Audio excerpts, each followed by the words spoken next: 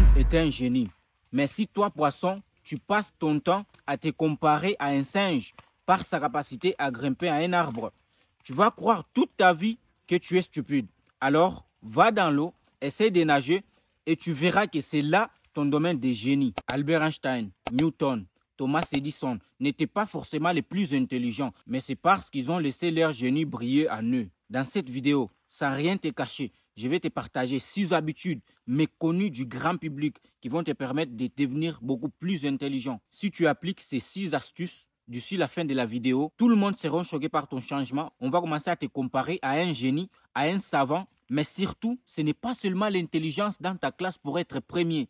Non, mais il s'agit plutôt de comment devenir intelligent financièrement pour gagner beaucoup d'argent, comment devenir socialement intelligent, relationnellement intelligent pour avoir une relation de rêve.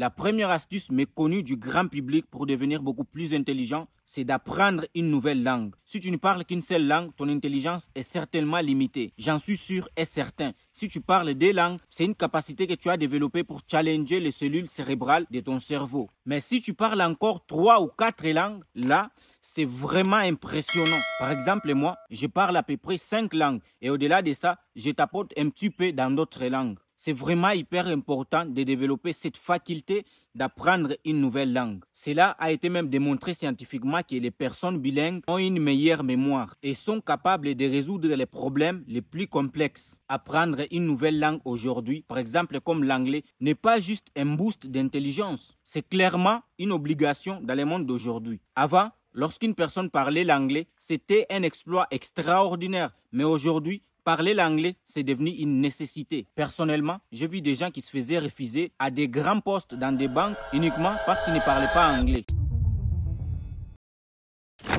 La deuxième astuce que je te partage ici, en toute honnêteté, c'est de lire ou d'apprendre constamment de nouvelles choses. Confucius, l'un des plus grands philosophes, disait que ne pas lire, c'est de vivre qu'une seule vie au lieu d'en vivre 1000. Chaque livre que tu ouvres, c'est une nouvelle aventure pour toi. Moi, généralement, quand je lis un livre, surtout des très bons livres, je t'en recommande pas mal d'ailleurs, comme celui de L'homme qui voulait être heureux ou L'alchimiste de Paul Coelho. Quand tu lis, c'est comme si tu lisais en fait un film avec des effets sonores. Donc, tu vis la vie de quelqu'un d'autre. À une autre époque, tu apprends de toutes ces expériences. La lecture te permet de devenir beaucoup plus intelligent. Comme cette citation qui dit que celui qui ne lit pas n'est pas plus intelligent que celui qui ne sait pas lire. Incroyable. Chaque jour qui passe, donne-toi un défi de lire au moins 10 à 20 pages. Moi, au moins, je me donne chaque jour 1 heure de lecture. Non seulement ça me permet de calmer mon esprit, mais plus encore, ça me permet d'apprendre encore plus. Plus j'apprends, plus je me rends compte encore que je ne sais absolument rien. Tu vas me dire, ouais, moi je n'ai pas le temps. Tu as une voiture, ça peut devenir une boîte de nuit ou soit ça peut devenir une bibliothèque. À toi de voir. Troisième astuce qui fera que tu deviendras beaucoup plus intelligent, celle-là, beaucoup de gens ne la connaissent pas. C'est de jouer d'un instrument de musique. Que tu sois musicien ou pas, développe cette faculté de réflexion et ça te rend beaucoup plus intelligent. On va prendre l'exemple d'un piano. Le fait de maîtriser les notes musicales te permet de réfléchir pour jouer une musique, mais surtout lorsque tu essaies d'apprendre de nouveaux morceaux. Pour ceux qui jouent du piano, sauront exactement de quoi je parle. Une fois que tu joues du piano, ton cerveau sera totalement connecté. Ça te permet d'avoir une bonne connexion neuronale. Et lorsque ton cerveau est connecté de bonne manière, tu deviens forcément plus intelligent. Donc, jouer du piano te permet de développer cette faculté d'intelligence pour être en avance que la moyenne. Cinquième astuce, c'est là beaucoup de gens ont peur de ça et ne l'utilisent jamais. Franchement, cette cinquième astuce, c'est de profiter du silence, de la nature ou de la solitude. Très souvent, vous voyez des vidéos de moi dans la nature, dans la forêt, où je m'isole, ou soit au bord de la mer, je me pose, je réfléchis, je pense à moi-même, je pense à ma vie, pour voir clair tout ce qui se passe dans tout ça.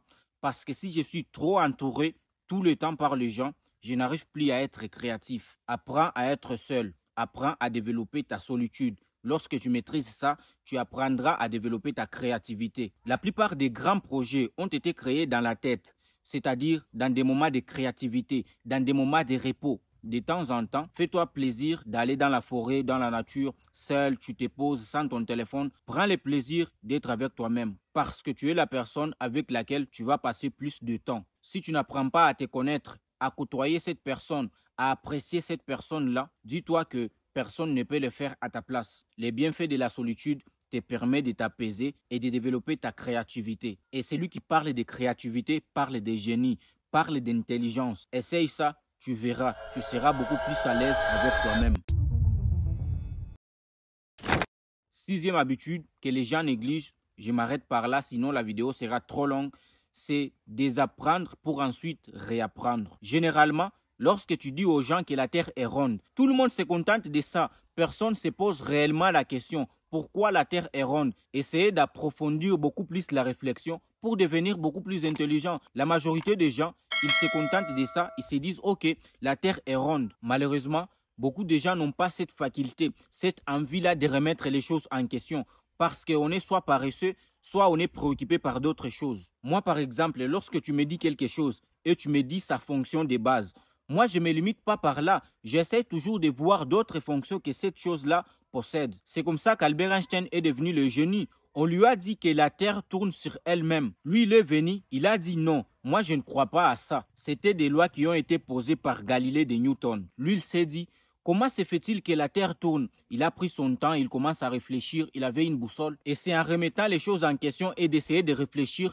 qu'il est parvenu à créer cette fameuse équation. C'est vraiment important de toujours remettre les choses en question pour essayer toujours d'approfondir la réflexion. Parce que lorsqu'on se limite sur ce qu'on nous dit, sur ce qu'on nous donne, on ne pousse pas vraiment notre cerveau à vraiment réfléchir. Savoir remettre les choses en question et ne jamais prendre les choses pour acquis. Et laisser ça bloquer dans nos croyances. Parce qu'une fois que notre croyance est construite et notre vie ressemblera aussi à la qualité de ces croyances-là. J'espère vraiment que cette vidéo t'a plu et que tu pourras mettre en pratique ces astuces qu'on a partagées dans cette vidéo. Si c'est le cas, n'hésite pas à me laisser un pouce bleu, abonne-toi et je te dis à bientôt pour de prochaines vidéos.